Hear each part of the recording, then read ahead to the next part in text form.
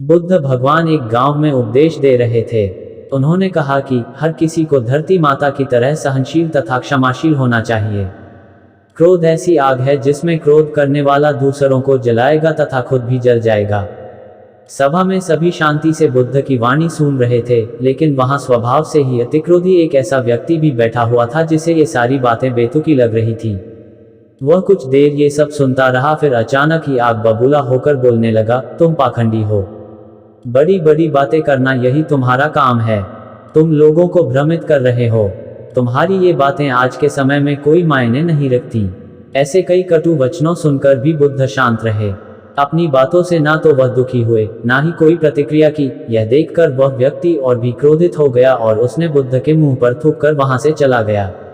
अगले दिन जब उस व्यक्ति का क्रोध शांत हुआ तो उसे अपने बुरे व्यवहार के कारण पछतावे की आग में जलने लगा और वह उन्हें ढूंढते हुए उसी स्थान पर पहुंचा, पर बुद्ध कहाँ मिलते। वह तो अपने शिष्यों के साथ पास वाले एक अन्य गांव निकल चुके थे।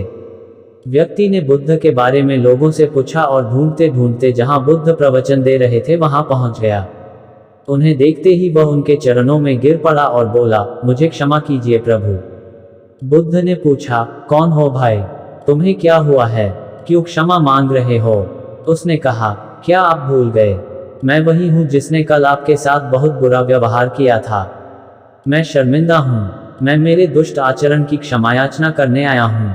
भगवान बुद्ध ने प्रेमपूर्वक कहा, बीता हुआ कल तो मैं वही छोड़कर आ गया और तुम अभी भी वही अटके हुए हो।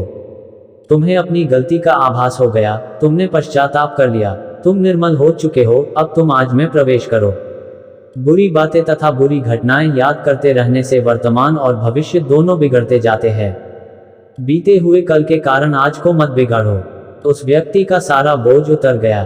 उसने भगवान बुद्ध के चरणों में पड़कर क्रोध त्याग का तथा क्षमाशीलता का संकल्प लिया। बुद्ध ने उसके मस्तिष्क पर आशीष का हाथ रखा। उस दिन से उसमें परिवर्तन आ गया और उसके जीवन में सत्य, प्रेम व करुणा की धारा बहने लगी।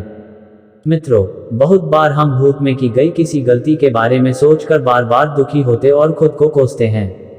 हमें ऐसा कभी नहीं करना चाहिए। गलती का बोध हो जाने पर हमें उसे कभी ना दोहराने का संकल्प लेना चाहिए और एक नई ऊर्जा के साथ वर्तमान को सुदृढ़ बनाना चाहिए।